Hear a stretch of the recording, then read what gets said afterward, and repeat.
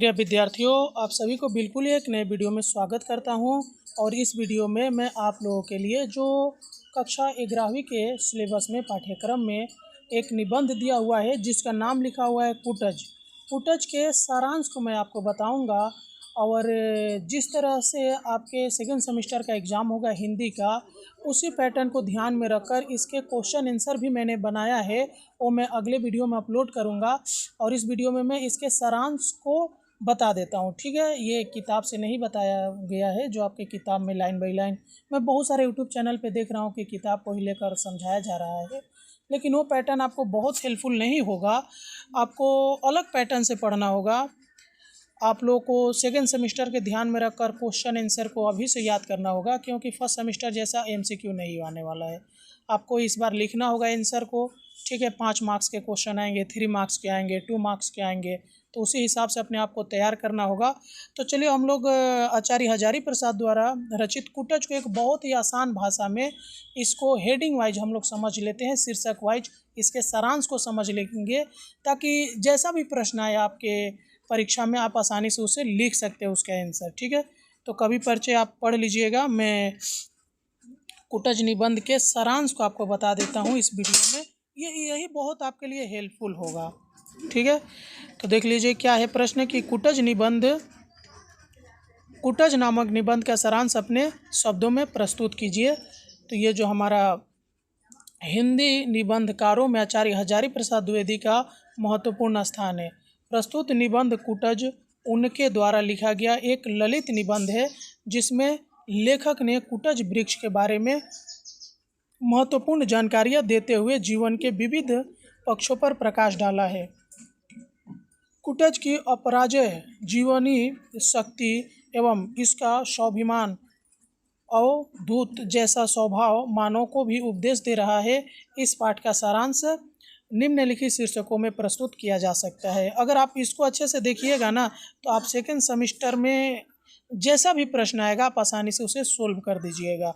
कुटज का उत्पत्ति स्थान तो हिमालय पर्वत के नीचे शिवालिक पर्वत श्रृंखला दूर तक फैली हुई है। यह पर्वत श्रृंखला एकदम नीरस, सूखी एवं पेड़ पौधों से रहित है।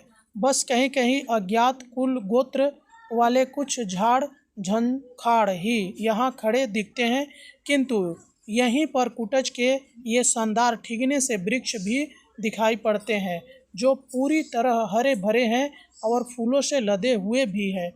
इनकी जड़ें पाषाण को भेदती हुई काफ़ी गहराई तक जाकर अपने लिए जल खींच लाती है। द्विवेदी जी को इन वृक्षों का नाम याद नहीं आ रहा है, यद्यपि ये पहचाने हुए से प्रतीत होते हैं। अगला देखिए कि नाम की महत्ता।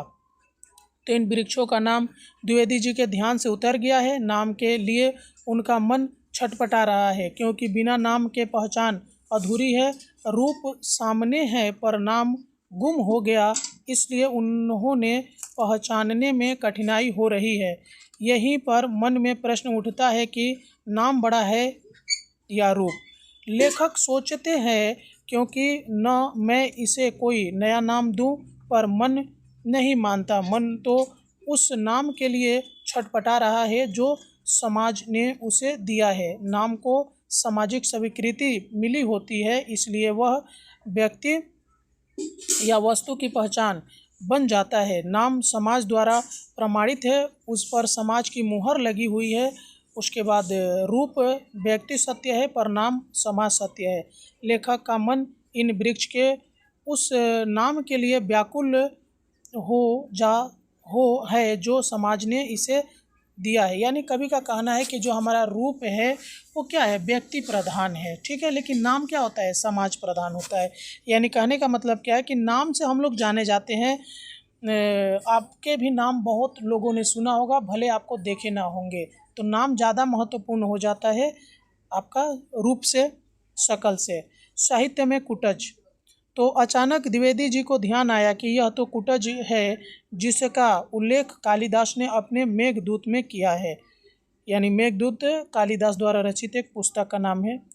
मनोहर कुसुम स्तवकों से झबराया हुआ, प्रसन्नता से झूमता हुआ कुटज बिरही यक्ष ने मेघ की अभ्यर्थना करते हुए कुटज के फूल ही उसे अर्पित किए।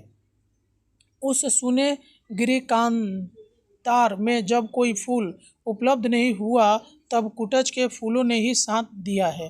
ठीक है। उसके बाद देखिए आपकी बड़भागी है यह फूल जो गाढ़े का साथी है। हिंदी के कवि रहीम दास जी ने भी कुटज का उल्लेख अपने एक दोहे में किया है। वे रहीम अब बिरछ कह जिनकर छाह गंभीर बागन बीच बीच देखियत सेहुड़ कुटज करीर। वे वृक्ष अब कहाँ है जो अपनी विस्तृत छाया लोगों को प्रदान करते हैं। अब तो जहाँ तहाँ सेहुड़ कुटज और करील के अदने से वृक्ष दिखाई पड़ते हैं। सच में दूसरों को छाया दे सकने वाले, आश्रय प्रदान करने वाले महान लोग अब कहाँ दिखते हैं। अब तो बौने कद वाले स्वार्थी लोगों की ही भरमार है। ठीक है। आगे शब्द चिंतन में देख लीजिए। शब्द चिंतन। ललित निबंधकार शब्द चिंतन पर भी बल देता है।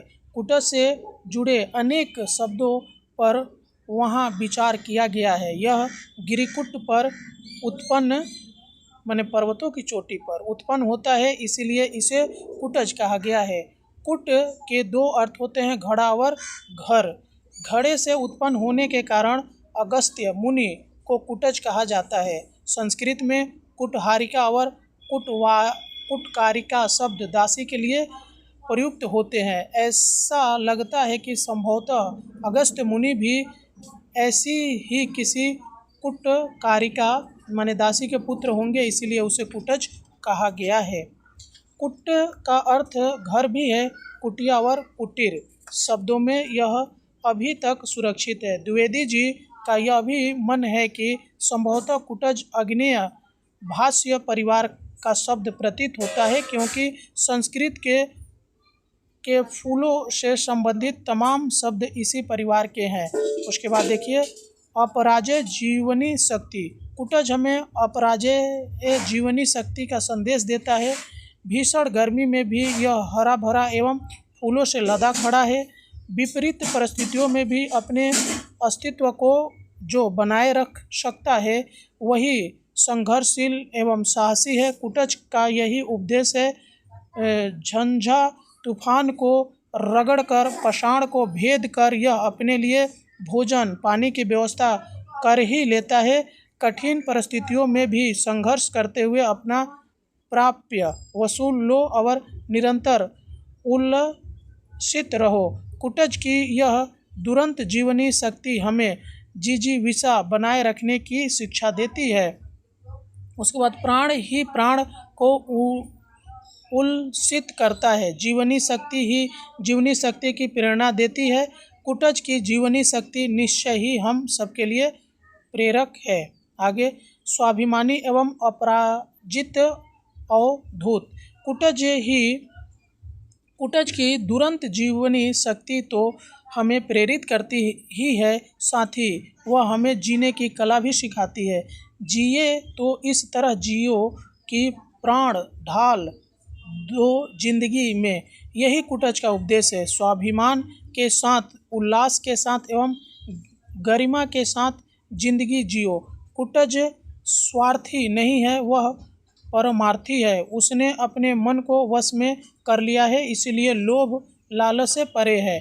मनुष्य को भी उसी की भांति इन दुर्गुणों से दूर रहना चाहिए, क्योंकि लोभ लालच हमें स्वार्थी बनाता है तथा हमारे स्वाभिमान को ठेस पहुंचती है।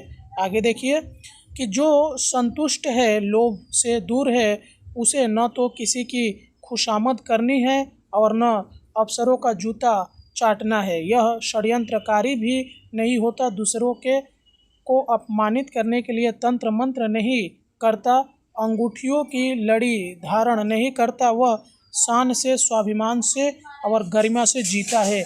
कुटज अपने मन पर सवारी करता है, इसलिए वह खुशी है, क्योंकि दुखी वही है जिसका मन परवश है। परवश माने दूसरे के वश में, अपने वश में नहीं है। कुटज निश्चय ही धन्य है और साधुवाद का पात्र है। वह मानव को बहुत कुछ सिखा रहा है। हमें उससे अदम्य जीवनी शक्ति एवं मन को वशीभूत करने का उपदेश लेना चाहिए, तभी हम कुटज की भांति मस्त एवं उल्लासित रहकर जीवन यापन कर सकेंगे। तो मैं यहाँ पर कुटज निबंध के जो सारांश था अपने शब्दों में बता दिया हूँ, और इससे संबंधित प्रश्न उत्तर मैं बहुत जल्द अगले वीडियो में लेकर आऊँगा। इसके पहले मैं आप लोगों के लिए आपका गबन निबंध से संबंधित कुछ प्रश्न उत्तर बनाया हूँ, वो वीडियो मैं लेकर आऊँगा। चलिए मिलते हैं किसी और वीडियो में, तब तक के लिए जय हिंद।